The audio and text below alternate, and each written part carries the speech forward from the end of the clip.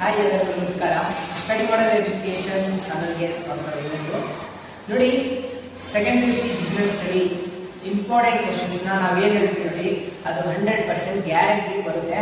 So ನಾವು ಹೇಳಿರುವಂತಹ ಪ್ರತಿಯೊಂದು chapter ಇಂದ ಇವಾಗ ಹೇಳ್ತೀವಿ ಕ್ವಶನ್ಸು, ಅದೆಲ್ಲ ನೀವು ನೋಟ್ ಮಾಡ್ಕೊಳ್ಳಿ. ಆ್ಯಂಡ್ ನಿಮ್ಗೆ ಏನಾದರೂ ಈ ಕ್ವಶನ್ ಪೇಪರ್ ಎಲ್ಲ ಬೇಕಂದ್ರೆ ನಾವು ಲಾಸ್ಟಲ್ಲಿ ಎಲ್ಲಿ ಸಿಗುತ್ತಂತ ಹೇಳ್ತೀವಿ. ನೋಡಿ, ಫಸ್ಟು ಟಾಪಿಕ್ಸು, ಈ ವಿಡಿಯೋ ಟಾಪಿಕ್ ಏನಂತ ನೋಡೋಣ. Business studies tips to study BS for mid term. ಅಂದ್ರೆ ಯಾವ ತರ ಓದಬೇಕು, ಮಿಡ್ ಟರ್ಮ್ ಎಕ್ಸಾಮ್ ಹತ್ರ ಬರ್ತಾ ಇದೆ. ಸೊ ಅದಕ್ಕೆ ನಾವು ಯಾವ ಕ್ವಶನ್ಸ್ ನ ಓದಿದ್ರೆ ಎಕ್ಸಾಮ್ ಅಲ್ಲಿ ಬರುತ್ತೆ.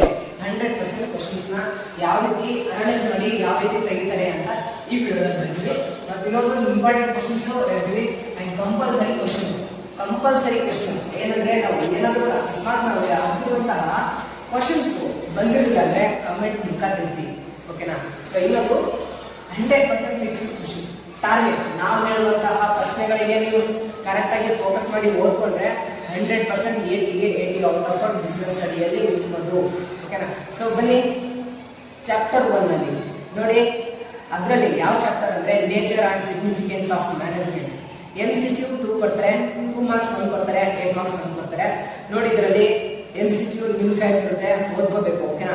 ಸೊ ನೆಕ್ಸ್ಟ್ 2 ಮಾರ್ಕ್ಸ್ ಅಲ್ಲಿ ನಾವು ಹೇಳುವಂತಹ ಪ್ರಶ್ನೆಗಳು ಮಾತ್ರ ಓದ್ಕೊಳ್ಳಿ ಸಾಕು. ಇದೆಲ್ಲ ನಾವು ನಿಮ್ಗೆ ನೀಟಾಗಿ ನಾವು ಇಲ್ಲಿ ಇರುವಂತಹ ಕ್ವಶನ್ಸೇ ನಿಮ್ಮ ಡಿಸ್ಕ್ರಿಪ್ಷನ್ ಅಲ್ಲಿ ಹಾಕಿರ್ತೀವಿ, ಹೋಗ್ಬಿಟ್ಟು ನೀವು ಚೆಕ್ ಮಾಡ್ಬೋದು, ಓಕೆನಾ? ಸೊ ಇಲ್ಲಿ ನೋಡಿ, ಫಸ್ಟು 2 ಮಾರ್ಕ್ಸ್ ಅಲ್ಲಿ ಫಸ್ಟ್ನೇ ಕ್ವಶನ್ ಡಿಫೈನ್ ಮ್ಯಾನೇಜ್ಮೆಂಟ್. ಇದು ತುಂಬಾ ಸಲ ಕೇಳಿರುವಂತಹ ಪ್ರಶ್ನೆ. ಸೊ ಇನ್ನೊಂದು second define coordination. State any 2 important coordination. Write any 2 organizational object of management. State any 2 organizational object of business management. ಇದು 2 ಮಾರ್ಕ್ಸ್.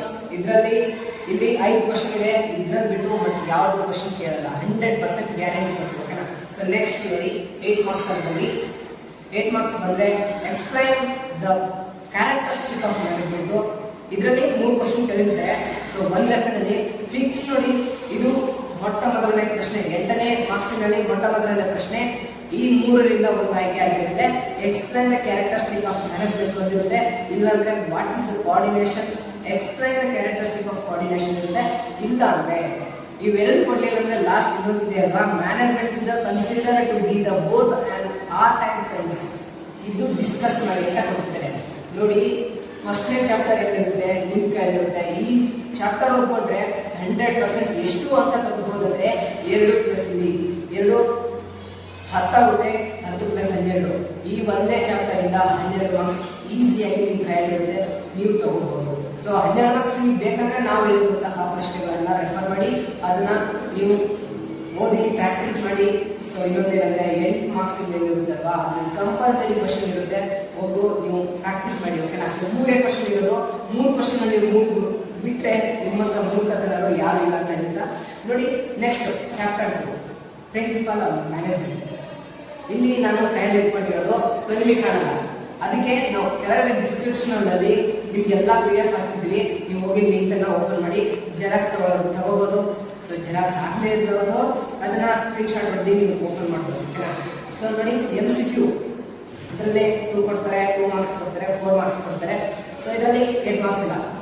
ಒಬ್ಬೊಬ್ರು 4 ಮಾರ್ಕ್ಸ್ 8 ಮಾರ್ಕ್ಸ್ ಕೊಡ್ತಾರೆ, 8 ಮಾರ್ಕ್ಸ್ ಬಂದು ನೋಡ್ತಾರೆ. ಸೊ ಅದನ್ನ ನೋಡ್ಬೇಡಿ, ಓಕೆನಾ? ಸೊ ಇದರಲ್ಲೇ 2 ಮಾರ್ಕ್ಸ್ ಕೊಡ್ತಾರೆ ಮತ್ತೆ 4 ಮಾರ್ಕ್ಸ್ ಎರಡೇ.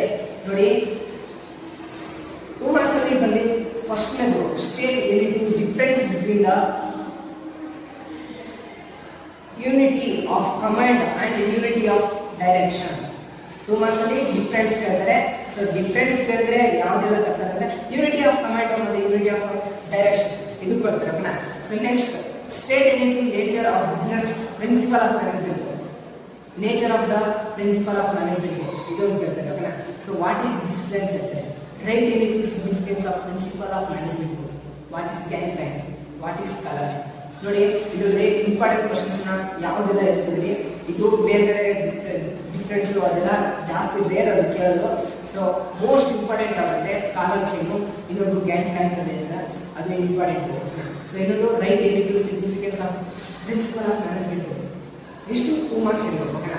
ಸೊ 4 ಮಾರ್ಕ್ಸ್ ಯಾವ್ದೆಲ್ಲ ಕೇಳ್ತಾರೆ, explain the FW Taylor's scientific management principle ಅಂತ ಕೇಳ್ತಾರೆ. ಇದು ಫಿಕ್ಸ್ಡ್ ಕ್ವಶನ್ ಆಗಿರುತ್ತೆ. ಸೊ ಅಲ್ಲಿ ನೀವು 8 ಮಾರ್ಕ್ಸ್ ಫಸ್ಟ್ ಚಾಪ್ಟರ್ ಅಲ್ಲಿ ಎಕ್ಸ್ಪ್ಲೈನ್ ದ ಕ್ಯಾರೆಕ್ಟರಿಸ್ಟಿಕ್ ಅದು 3 ಕ್ವಶನ್ ಹೇಳಿದವರ ಅದೊಂದು ಮತ್ತು ಇದೊಂದು ಓದ್ಕೊಂಡ್ರೆ ಸಾಕು.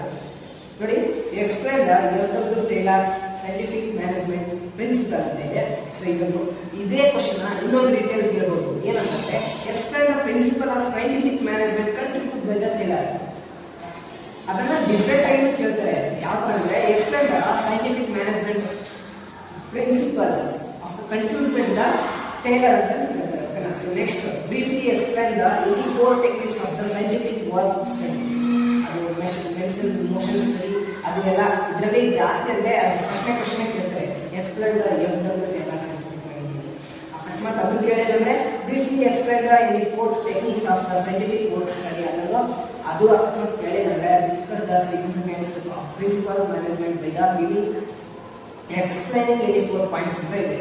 ಓಕೆನಾ? ಸೊ ಇಷ್ಟು ಬಿಸ್ನೆಸ್ ನ 2 ಚಾಪ್ಟರ್ ನ ಇಂಪಾರ್ಟೆಂಟ್ ಕ್ವಶನ್ಸ್.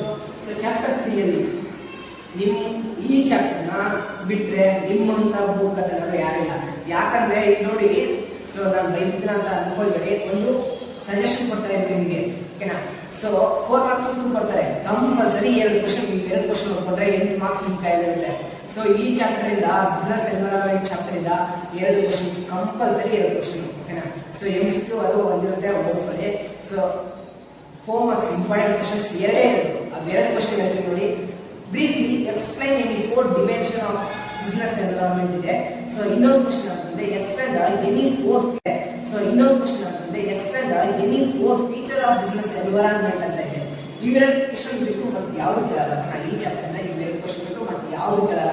ಕೇಳಿದ್ರೆ ಅಕಸ್ಮಾತ್ ಬರ್ಲಿಲ್ಲ ಅಂದ್ರೆ ನೋಡಿ ಇದರಲ್ಲಿ ಮತ್ತೆ ಆಪ್ಷನ್ ಇರಲ್ಲ. ಓಕೆನಾ? ಸೊ ಇವೆರಡು ಕ್ವಶನ್ ಕಂಪಲ್ಸರಿ ಇರುತ್ತೆ. ಅಲ್ಲಿ ಎಕ್ಸಾಮ್ ಅಲ್ಲಿ ಏನು ಕೇಳ್ತಾರೆ ಅಂದ್ರೆ 4 ಮಾರ್ಕ್ಸ್ ಇದ್ದು ಎನಿ 6 ಅಂತ ಬರೀರಿ ಅಂತ ಹೇಳ್ತಾರೆ.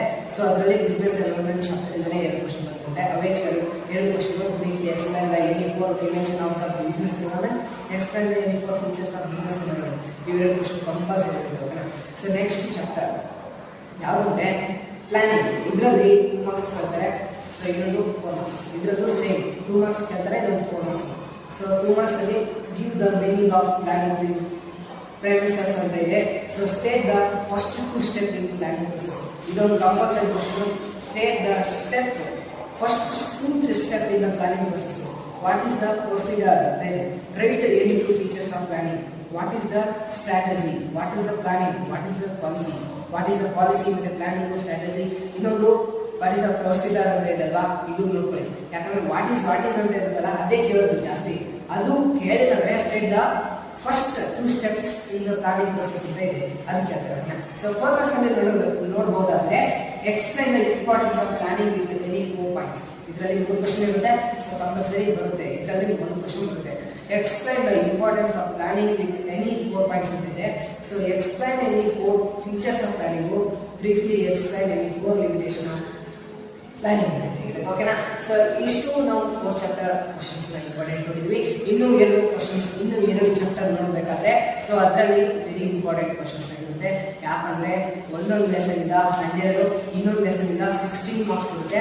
ನೋಡಿ, ಆರ್ಗನೈಸೇಷನ್ ಚಾಪ್ಟರ್ ಇಂದ ಅಂದ್ರೆ 5ನೇ ಚಾಪ್ಟರ್ ಇಂದ 12 ಬರುತ್ತೆ. ಸೊ 1ನೇ ಚಾಪ್ಟರ್ ಮತ್ತೆ ಇದು ಸೇಮ್ ಬರುತ್ತೆ. ನೋಡಿ, ಇದರಲ್ಲಿ 2 marks. What is the formal organisation, give the meaning of formal organisation. So ಇದೊಂದು important. What is the formal organisation, ಇಲ್ಲಾಂದ್ರೆ give the meaning of formal organisation ಅಂತ ಇದೆ. ಸೊ ಇದೆಲ್ಲ ಈಸಿ ಇರುತ್ತೆ, ನೀವು ತಿಳ್ಕೋಬೇಕು. ಓಕೆನಾ? ಸೊ ಇನ್ನೊಂದು state any 2 difference between the functional and divisional structure. Define the organisation, write the meaning of organisation, give the difference between the authority and accountability. ಇದರಲ್ಲಿ ನೋಡಿ ಮೋಸ್ಟ್ ಇಂಪಾರ್ಟೆಂಟ್ ಯಾವುದು. So give the meaning of formal organisation ಮತ್ತು ಇನ್ನೊಂದು what is the formal organisation. ಇದು organisation chapter ಇಂದ ಕೇಳುವಂತಹ 2 marks ಇದು. So ಇನ್ನು ನೋಡ್ಬೇಕಾದ್ರೆ 8 ಮಾರ್ಕ್ಸ್ ಅಲ್ಲಿ ನಾವು ನೋಡ್ಬೇಕಾದ್ರೆ ವಾಟ್ ಈಸ್ ದ ಡಿಲಿಗೇಷನ್. ಇದು ಮೋಸ್ಟ್ ಇಂಪಾರ್ಟೆಂಟ್ ನೋಡಿ. 8 ಮಾರ್ಕ್ಸ್ ಅಲ್ಲಿ what is the delegation, explain the importance of delegation. ಅದು ಕೇಳಿದ್ರೆ what is the organisation, explain the importance. ಇಲ್ಲಿ ಇಂಪಾರ್ಟೆನ್ಸ್ ಮತ್ತೆ ಮೀನಿಂಗ್ ಅದು ಕೇಳ್ತಾರೆ. ಸೊ ಇಲ್ಲಿ ನೋಡಿ ವಾಟ್ ಈಸ್ ದ ಡೆಲಿಗೇಷನ್, ಅದು ಕೇಳಿದಂದ್ರೆ ವಾಟ್ ಈಸ್ ಆರ್ಗನೈಸೇಷನ್, ಇಂಪಾರ್ಟೆನ್ಸ್ ನ ಕೊಡಿ ಅಂತ ಹೇಳ್ತಾರೆ. So explain the advantages and disadvantages of organisation, ಅದು ಈಸಿ ಇದೆ. ಸೊ ಅದರಲ್ಲಿ ರೆಫರ್ ಮಾಡಬಹುದು. What is the decentralisation explain importance ಅಂತ ಇದೆ. ಸೊ ನೆಕ್ಸ್ಟ್ ಚಾಪ್ಟರ್ ಇದರಿಂದ ಓಕೆನಾ ಆರ್ಗನೈಸೇಷನ್ ಚಾಪ್ಟರ್ ಲಾಸ್ಟ್ ಫೈನಲಿ ನಿಮ್ಮ ಚಾಪ್ಟರ್ ಯಾವಂದ್ರೆ ಚಾಪ್ಟರ್ ನಂಬರ್ 6 ಆರ್ ಸ್ಟಾಫಿಂಗ್. ಈ ಚಾಪ್ಟರ್ ಇಂದ 16 ಅಂಕಗಳು ನಿಮಗೆ ನೋಡಿ. ಇಲ್ಲಿ ನಾವು ಹೇಳಿರುವಂತಹ ಪ್ರಶ್ನೆಗಳನ್ನು ನೀವು ಕರೆಕ್ಟಾಗಿ ನೋಡಿಕೊಂಡ್ರೆ 16 ಮಾರ್ಕ್ಸ್ ಸಿಗ್ತದೆ. ಸೊ 2 ಮಾರ್ಕ್ಸ್ ಮೆನ್ಷನ್ ಏನಿದೆ the merits of internal sources of recruitment. ಇದೊಂದು important. What is the staffing mention ಏನಿದೆ merits of internal source of recruitment. What is the recruitment name any important test used for selection of employees. What is it? Arbitration in staffing process. Okay na. So next ಇದು 2 marks. So ಇನ್ನೊಂದು 4 marks. Okay. So 4 marks explain the briefly 4 on the job training methods. ಇದೊಂದು on the job training method ಇನ್ನೊಂದು after the job training ಅಂತ ಇದೆ. So ಅವೆರಡು ನೋಡ್ಕೊಳ್ಳಿ. ಅದೆರಡು different ನೋಡ್ಕೊಂಡ್ರೆ ಸಾಕು. Okay na. So ಈಸಿಯಾಗಿ ಹೆಂಗ್ ಬರಿಬೇಕಂತ ನಿಮಗೆ ಗೊತ್ತಾಗಿದೆ. So next explain the any 4 types of the test used for the selection of employees. ಇಲ್ಲಿ ನೋಡಿ ಸ್ಟಾಫಿಂಗ್ ಚಾಪ್ಟರ್ ಇದೆ. ಸೊ ಅದು ಆನ್ ದ ಜಾಬ್ ಟ್ರೈನಿಂಗ್ ಇನ್ನು ಲಾಸ್ಟ್ ಜಾಬ್ ಟ್ರೈನಿಂಗ್ ಅಂತ ಇದೆಲ್ಲ 4 ಮಾರ್ಕ್ಸ್ ಅಲ್ಲಿ ಅದೇ ಕೇಳೋದು ಜಾಸ್ತಿ. ಓಕೆನಾ. ಸೊ ಇನ್ನೊಂದು write the benefits train development employees ಅದನ್ನು ಕೇಳ್ತಾರೆ. ಸೊ ಇದೊಂದು ಇಂಪಾರ್ಟೆಂಟ್ ಇದೆ. So how does the training development and development of the employees benefit the organisation. ಇದರಲ್ಲಿ ಇನ್ನೊಂದು 8 ಮಾರ್ಕ್ಸ್ ನೋಡಿ. 8 ಮಾರ್ಕ್ಸ್ ಅಲ್ಲಿ ಸೊ ನೀವು ಕೇವಲ 3 ಚಾಪ್ಟರ್ 8 ಮಾರ್ಕ್ಸ್ ಕಂಪಲ್ಸರಿ ಓದ್ಕೊಂಡ್ರೆ ನಿಮ್ಗೆ ಯಾವ್ದು ಈಸಿ ಆಗುತ್ತೆ ಅದು ಓದ್ಕೊಂಡ್ರೆ 100% ನಿಮ್ಮ ವ್ಯಾಲ್ಯೂ ಮಾರ್ಕ್ಸ್ ಇರುತ್ತೆ. 24 8 ಮೂರಲ್ಲಿ ಎಷ್ಟು 24. ಸೊ 24 ಅಂಕಗಳು ನಿಮ್ಮ ಕೈಲಿರುತ್ತೆ. ಸೊ ನಿಮ್ಗೆ ಯಾವ್ದೆಲ್ಲ ಈಸಿ ಆಗುತ್ತೆ ಅದನ್ನ ನೋಡಿ. ಫಸ್ಟ್ ಚಾಪ್ಟರ್ ಮಾತ್ರ ಮಿಸ್ ಮಾಡಬೇಡಿ. ಓಕೆನಾ. ಸೊ ಇದರಲ್ಲಿ explain the stages involved in staffing process. Explain the process of selection. Discuss any 8 commonly used external source of recruitment. Explain the 4 methods of the job training. ಮತ್ತೆ ನಾನು ಹೇಳಿದ್ನಲ್ಲ ನೋಡಿ ಅಲ್ಲಿ of the job training ಮತ್ತೆ on the job training ಅಂತ ಇದೆಯಲ್ಲ ಅದೆರಡು different ಕೇಳಿ 8 ಮಾರ್ಕ್ಸ್ ಅಲ್ಲಿ ಕೇಳ್ಬೋದು. ಅದಕ್ಕಾಗಿ ನೀವು ಅದ್ರಲ್ಲಿ ಅಲ್ಲಿ ಓದ್ಕೊಂಡ್ರೆ 100% ಅಲ್ಲಿ ಕೊಟ್ಟರೆ ಅಲ್ಲಿ 4 ಮಾರ್ಕ್ಸ್ ಬರುತ್ತೆ, ಇಲ್ಲಿ ಕೊಟ್ಟರೆ 8 ಮಾರ್ಕ್ಸ್ ಬರುತ್ತೆ. ಸೊ ಮಿಸ್ ಮಾಡಬೇಡಿ. ಸೊ ಇಷ್ಟು ಈ ವಿಡಿಯೋದ ಮಾಹಿತಿ ಅಂದ್ರೆ business D mid term exam question important questions ಇಷ್ಟು ಈ ವಿಡಿಯೋದ ಮಾಹಿತಿ ನೋಡಿ. ನಿಮಗೆ ಈ ಕ್ವಶನ್ಸ್ ಬೇಕಂತೆ ಈ ಕ್ವಶನ್ಸ್ನ ನೀವು ರೆಫರ್ ಮಾಡಬೇಕಂತೆ ಸೊ ವಿಡಿಯೋ ಜೊತೆಗೆ ಮತ್ತು ಥ್ಯಾಂಕ್ಸ್. ಇನ್ನೊಂದು ಈ ಕ್ವಶನ್ ನಿಮ್ಗೆ ಬೇಕಂದ್ರೆ ನನ್ನ ಡಿಸ್ಕ್ರಿಪ್ಷನಲ್ಲಿ ಇರುತ್ತೆ, ಹೋಗ್ಬಿಟ್ಟು ಫಸ್ಟ್ ಲಿಂಕ್ ಇರುತ್ತಲ್ಲ ಅದನ್ನೇ ಕ್ಲಿಕ್ ಮಾಡಿ ಸಿಗುತ್ತೆ. ನಿಮ್ಮ ಕೈಯಲ್ಲೇ ನಿಮ್ಮ ಕ್ವಶನ್ ಪೇಪರ್ ಸಿಗುತ್ತೆ. So thank you.